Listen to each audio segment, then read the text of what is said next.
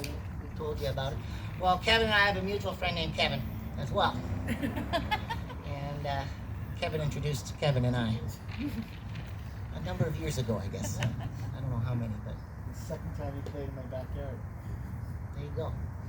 There you go. But Kevin and I, we knew each other back in the other Kevin. We call him Kevin Hurley, because that's his name.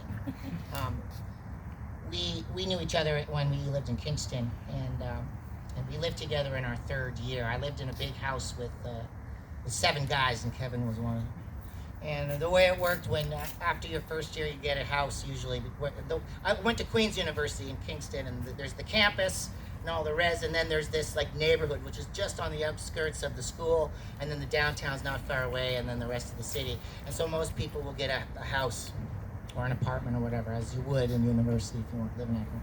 So anyway, you get it at the end. We got this house at the end of second year, and we had it through the summer, and most of the guys went home. I decided to stay. I was working at the Army surplus store down at the bottom of Princess Street that summer.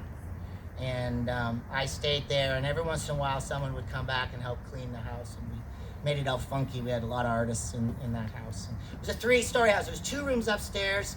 There was Kevin's room. He had the biggest room, actually. He had the main bedroom, the master bedroom. And then there was another bedroom, and then my little bedroom, a little toilet, another little room. Downstairs, there was the main door, the stairs that went up to the second floor. There's a hallway to the back, kitchen in the back. And then there was this big room, which is like a dining room, living room. And over time, so they must have removed the middle wall. So it was this giant room. And then there was another bedroom in the back. And then there was this really weird old 100-year-old weird, scary basement that we didn't go down. And anyway, so I was there that summer, and I remember I come home from the Army surplus store one day after work, and I came into the house, and I sat on the couch in the front window, and the sidewalk was right outside the window, and I was there reading, and at one point I looked over, and I noticed all these people walking up the street, being led by a guy in a cape. And I thought, this is weird. So I'll just watch for a little bit. And they came and they stopped in front of my house. And then the guy in the cape turned to the people and started talking to them, and then pointing at the house. And then talking to them, and the people were like looking at him, and then looking at the house. And like they're like, oh my God. And I realized that this was the haunted tour, like the haunted city tour. Because Kingston's this old town. It used to be the capital of Canada at one point. There's been a lot of history there, right? And they stopped in front of my house. They said, this house is haunted, and I started to freak out. As you should. I'm like, it's the end of the day, right? It's getting haunted about this time, or it was a little earlier than this, but the night was a scary night. I didn't know what to do. I was there by myself, and I just moved in. It was crazy. And the next day, I went to work. I came home, and I decided to just play some guitar in my room.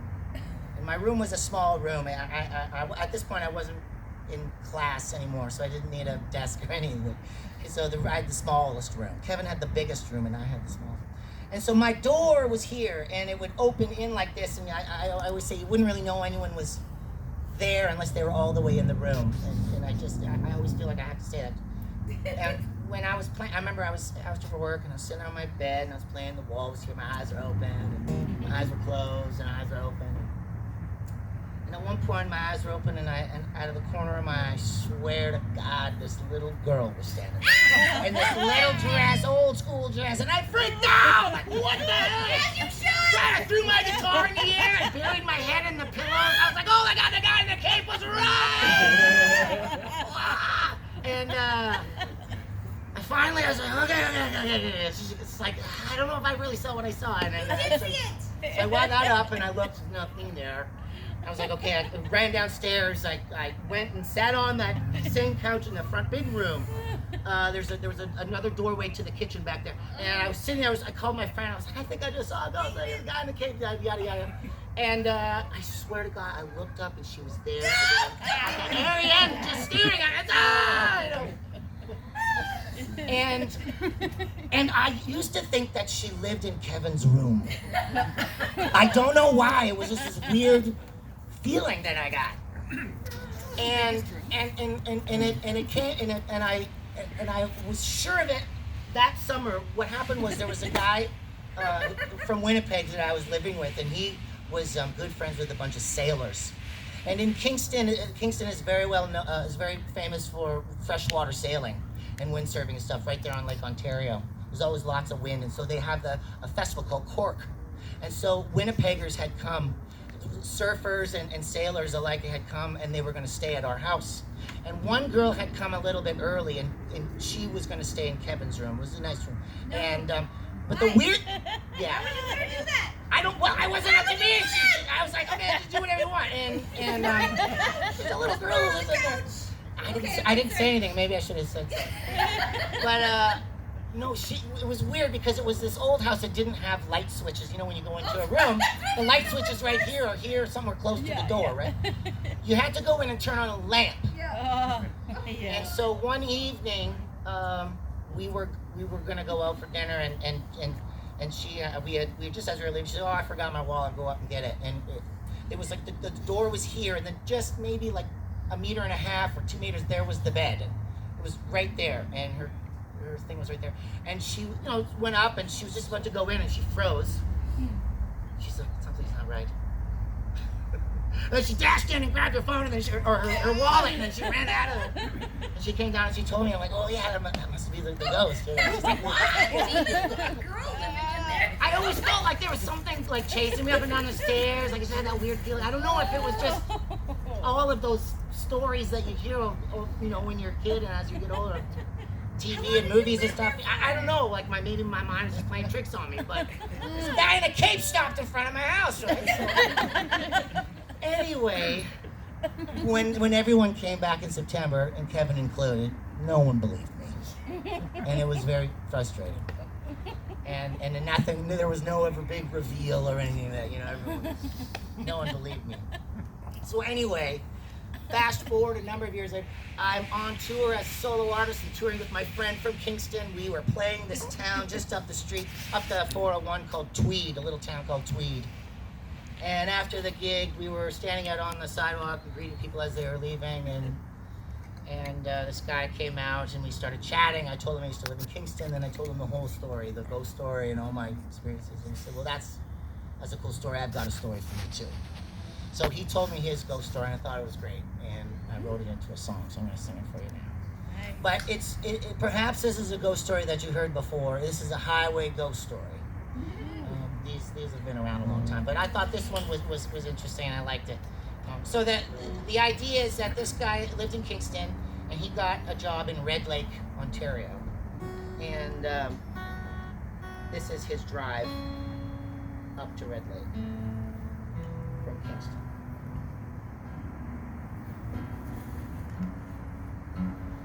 It's called The Stranger.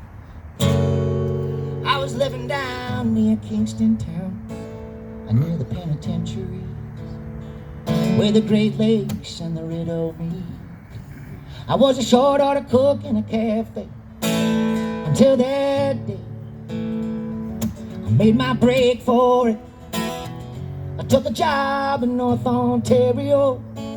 It takes you 2 days to get there, and I'd only 2 days to go. So I took off with all haste. 10 clicks out of town, cop pulled me over, said, slow down, slow down. What seems to be the worry, son? You gotta slow down, boy, you better slow yourself down. 'Cause round here, we don't like to hurry. Well, he let me off with a warning, and I took off again that morning.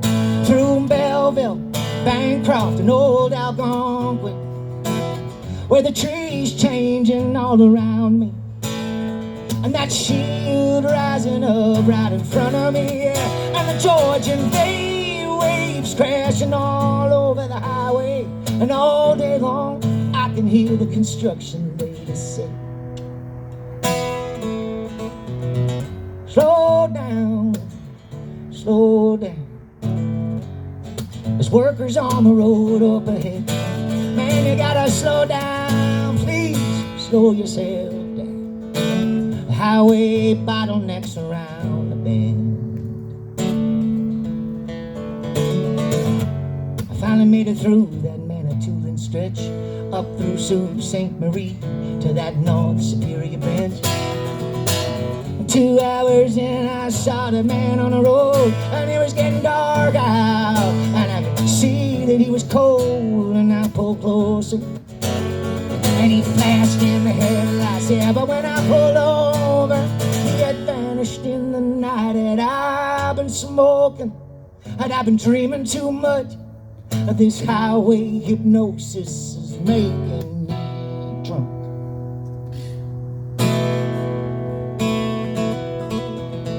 So I found White River and I got off for a rest.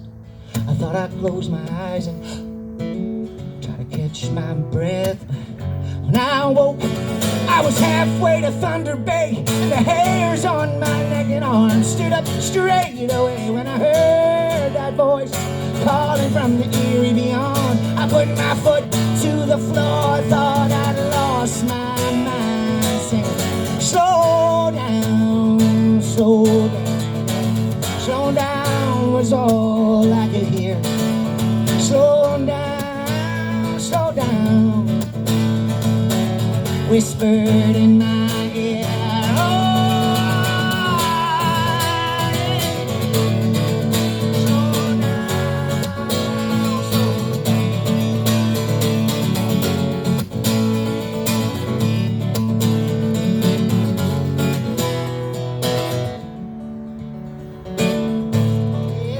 It happened 6 times that night, and I slowed 10 kilometers every time he grabbed my shoulder tight.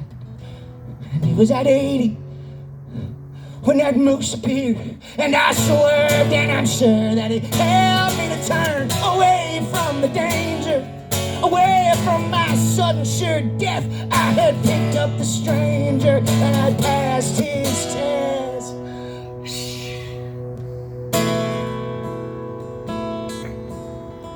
That cop showed up like a ghost in the night and got out of his cruiser and checked my car with his flashlight. And he caught me in the eye and asked if I've been drinking tonight, sir. And I said, no, I tell you the truth, I'm sober, officer. And he laughed. He spat and got back in his car, but just before he pulled off in the night, he stopped and he said, slow down, slow down. You can't see what's coming around the bend, son. You gotta slow down, boy. You better slow yourself down. And pretty soon you're gonna get yourself dead.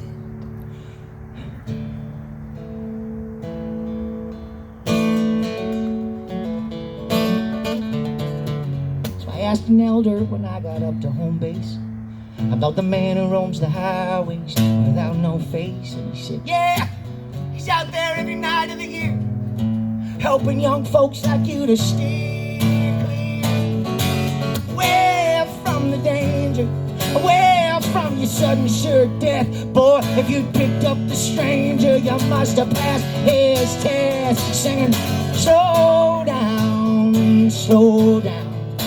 Slow down is all you're gonna hear.